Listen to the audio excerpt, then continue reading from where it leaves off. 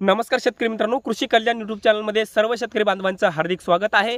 तर शेतकरी मित्रांनो, राज्यातील 16 ते 17 जिल्ह्यातील शेतकऱ्यांसाठी एक अत्यंत दिलासादायक व आनंदाची बातमी आहे। कारण की सध्या सरकार स्थापन झालेलं आहे आणि मुख्यमंत्री म्हणून देवेंद्र फडणवीस हे मुख्यमंत्री आता राज्यामध्ये आलेले आहेत। आणि आता मुख्यमंत्री म्हणून देवेंद्र फडणवीस आणि दोन उपमुख्यमंत्री ज्यामध्ये अजित पवार आणि एकनाथ शिंदे साहेब आहेत आणि तिघांचं मंत्रिमंडळ सध्या स्थापन झालेलं आहे। आणि नक्कीच आता जे काही राज्य सरकारच्या माध्यमातून जे काही विभागीय आयुक्ताच्या माध्यमातून ज्या काही जिल्ह्यांचे ज्या काही विभागाचे अतिवृष्टी नुकसान भरपाईचे प्रस्ताव पेंडिंग होते ते जे पेंडिंग प्रस्ताव होते ते लवकरच मंजूर होऊन शेतकऱ्यांना अतिवृष्टी नुकसान भरपाई मिळण्याचा मार्ग मोकळा झालेला आहे। आता कोणत्या जिल्ह्याचे प्रस्ताव शासनाकडे पेंडिंग आहेत आणि कोणते प्रस्ताव मंजूर होऊ शकतात आणि शेतकऱ्यांना हेक्टरी रुपये किती रुपये भेटू शकतात, कोणत्या जिल्ह्यामध्ये किती कोटी रुपये किती शेतकरी पात्र आहेत याच्या संदर्भात संपूर्ण डिटेलमध्ये माहिती आणि अपडेट आपण या व्हिडिओच्या माध्यमातून जाणून घेण्याचा प्रयत्न करणार आहोत। तर नमस्कार, मी ज्ञानेश्वर सवणकर स्वागत करतो कृषी कल्याण यूट्यूब चॅनलमध्ये। सर्व शेतकरी बांधवांना एक महत्त्वाची विनंती आहे, या साइडला दिसत असलेल्या लाल काळ्या किंवा पांढऱ्या बटनावरती क्लिक करावे जेणेकरून तुम्ही आम्हाला सबस्क्राइब कराल आणि तुम्ही जर आम्हाला सबस्क्राइब केलं तर शेती संबंधित असेच नवनवीन व्हिडिओ तुम्हाला आमच्या सर्वप्रथम पाहायला भेटतील। तर शेतकरी मित्रांनो, ही जी काही आकडेवारी आहे आपल्या राज्य सरकारच्या कृषी विभागाच्या माध्यमातून देण्यात आलेली आहे आणि ॲग्रोवनच्या माध्यमातून सुद्धा ही आकडेवारी देण्यात आलेली आहे। ही अधिकृत अशी अपडेट आहे। मित्रांनो, पुढचा पहिला प्रस्ताव आहे छत्रपती विभागीय आयुक्त छत्रपती संभाजीनगर यांचा आणि विभागीय आयुक्त छत्रपती संभाजीनगर यांच्या प्रस्तावानुसार बीड जिल्हा, नांदेड जिल्हा, जालना जिल्हा, हिंगोली जिल्हा आणि धाराशिव आणि छत्रपती संभाजीनगर या 6 जिल्ह्यांमध्ये ऑगस्ट महिन्याच्या शेवटी आणि सप्टेंबर महिन्याच्या पहिल्या आठवड्यामध्ये मोठ्या प्रमाणामध्ये अतिवृष्टी झाली होती आणि अतिवृष्टी झाल्यामुळे शेतकऱ्यांचं मोठ्या प्रमाणामध्ये नुकसान झाल्यामुळे विभागीय आयुक्त छत्रपती संभाजीनगर यांच्या माध्यमातून 2723 कोटी रुपयाचा प्रस्ताव राज्य सरकारला सादर केला होता। परंतु विधानसभेच्या निवडणुकीच्या आचारसंहितेमुळे हे सर्व प्रस्ताव पेंडिंग होते, मंजूर झाले नव्हते। परंतु अखेर आता सरकार स्थापन झालेलं आहे आणि आता लवकरच हे प्रस्ताव मंजूर होणार आहेत, ज्याच्यामध्ये बीड जिल्ह्यातील शेतकऱ्यांना 520 कोटी रुपयाचे अतिवृष्टी नुकसान भरपाई मंजूर होणार आहे। नांदेड जिल्ह्यातील शेतकऱ्यांना सर्वाधिक 812 कोटी रुपयाची अतिवृष्टी नुकसान भरपाई मंजूर होणार आहे। पुढचा जिल्हा आहे जालना जिल्ह्यातील शेतकऱ्यांना 412 कोटी रुपयाची अतिवृष्टी नुकसान भरपाई मंजूर होणार आहे। नांदेड जिल्हा याच्यामध्ये पुढचा जिल्हा हिंगोली आणि हिंगोली जिल्ह्यामध्ये सुद्धा आतापर्यंतची सर्वाधिक 419 कोटी रुपयाची अतिवृष्टी नुकसान भरपाई मंजूर होणार आहे। याचबरोबर पुढचा जिल्हा आहे धाराशिव आणि धाराशिव जिल्ह्यातील शेतकऱ्यांना सुद्धा 211 कोटी रुपयाची अतिवृष्टी नुकसान भरपाईचा प्रस्ताव शासनाकडे पाठवण्यात आलेला आहे।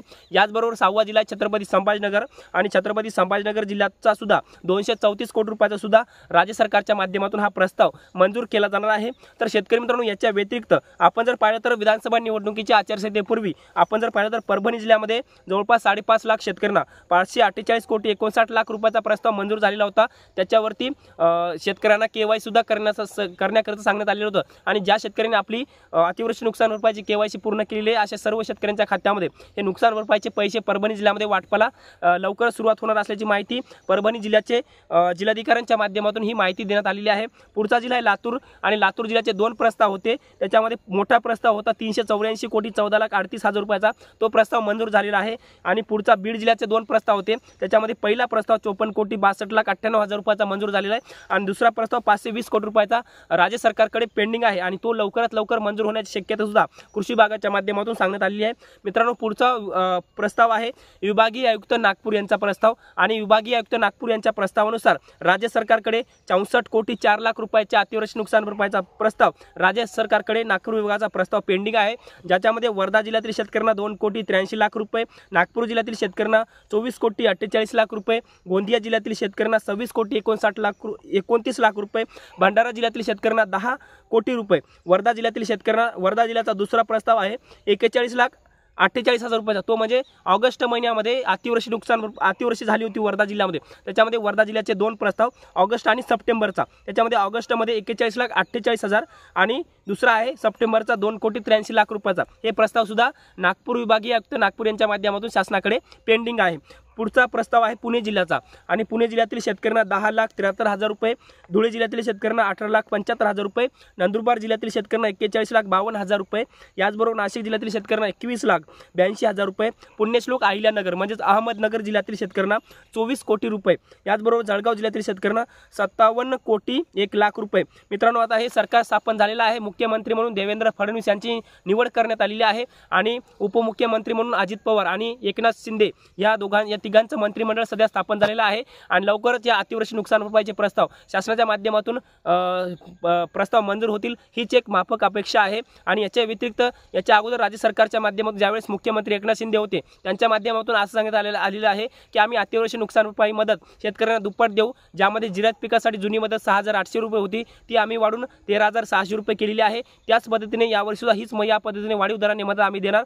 बहुवार्षिक फळ पिकांसाठी 36,000 रुपये हेक्टरी मदत देणार। याचबरोबर जे काही बागायती उत्पादक शेतकरी आहेत बागायतदार शेतकऱ्यांना हेक्टरी 27,000 रुपयाची अतिवृष्टी नुकसान भरपाई हे सरकार देणार, अशा पद्धतीची माहिती मुख्यमंत्री एकनाथ शिंदे साहेबांच्या माध्यमातून त्यावेळेस दिलेली होती। आणि ही मर्यादा जुनी जी मर्यादा होती 2 हेक्टर पर्यंत होती आणि आम्ही ती मर्यादा वाढून आता 2 हेक्टर ऐवजी 3 हेक्टरच्या मर्यादेपर्यंत आम्ही अतिवृष्टी नुकसान भरपाई शेतकऱ्यांना देणार। आणि जे काही आता आपण जर पाहिलं तर याच्या अगोदर 2 प्रस्ताव होते, ज्याच्यामध्ये 4 ऑक्टोबर 2024चा प्रस्ताव, त्याच्यामध्ये 7 जिल्ह्यातील शेतकऱ्यांना 997 कोटी रुपये होते आणि 23 सप्टेंबर 2024चा प्रस्ताव होता, त्याच्यामध्ये 12 जिल्ह्यातील शेतकऱ्यांना 245 कोटी रुपये काहीतरी होते आणि 2.5 लाख शेतकरी त्याच्यामध्ये पात्र होते। म्हणजे जे प्रस्ताव मंजूर झाले होते त्यांच्या वाटपाची प्रक्रिया सुरू झालेली आहे आणि जे प्रस्ताव आता जे काही मी तुम्हाला सांगितले ते प्रस्ताव पेंडिंग आहेत आणि मुख्यमंत्र्यांच्या माध्यमातून आणि मंत्रिमंडळ बैठकीच्या माध्यमातून हे प्रस्ताव लवकरच मंजूर होतील। एक महत्त्वाची अशी माहिती मी तुम्हाला या व्हिडिओच्या माध्यमातून देण्याचा प्रयत्न केलेला आहे। हे छोटंसं अपडेट तुम्हाला कसं वाटलं कमेंटमध्ये नक्की सांगा